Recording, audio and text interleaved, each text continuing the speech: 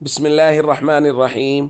عن عائشة رضي الله تعالى عنها قالت قال رسول الله صلى الله تعالى عليه وسلم إن العبد إذا اعترف ثم تاب الله عليه.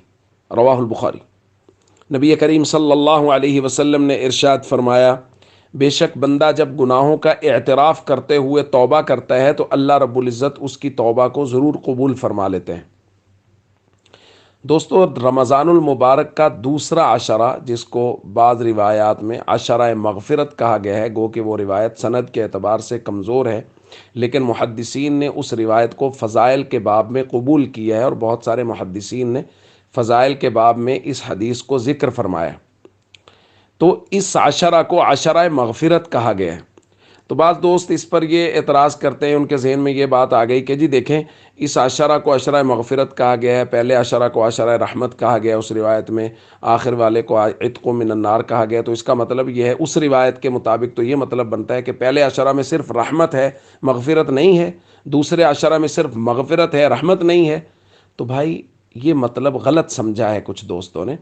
کچھ چیزیں کچھ وقت کچھ چیزوں کے ساتھ خاص ہوتا ہے کہ وہ پہلو غالب ہے، جیسا کہ ہم روایات میں پڑھتے ہیں کہ بعض مخصوص اوقات میں اللہ رب العزت کی رحمت متوجہ ہوتی ہے اور اللہ رب العزت کی طرف سے آوازیں لگتی ہیں، حل من مسترزق، کوئی ہے رزق طلب کرنے والا کہ میں اس کو رزق دوں؟ تو کیا مطلب ہوتا ہے کہ اس وقت صرف رزق ہی اللہ رب العزت بانٹ رہے ہوتے ہیں اور کوئی چیز نہیں دیتے؟ نہیں بھائی، بعض چیزوں کی خصوصی یعنی وہ پہلو غالب ہے، لیکن ہر چیز عطا ہو رہی ہے۔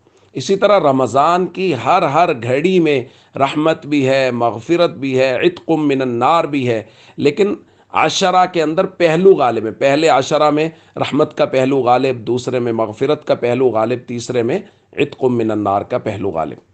تو بھائی یہ درمیان والا عشرہ ہے۔ حدیث پاک میں حضور نے فرمایا ہے کہ بندہ جب گناہوں کا اعتراف کرتے ہوئے ندامت کے ساتھ توبہ کرتے ہوئے آتا ہے تو اللہ رب العزت توبہ کو ضرور قبول فرما لیتے ہیں۔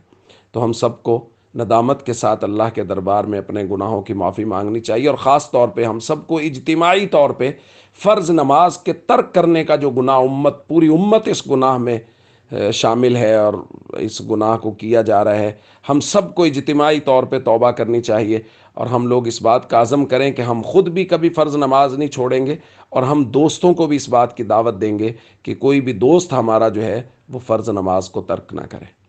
السلام علیکم ورحمۃ اللہ وبرکاتہ۔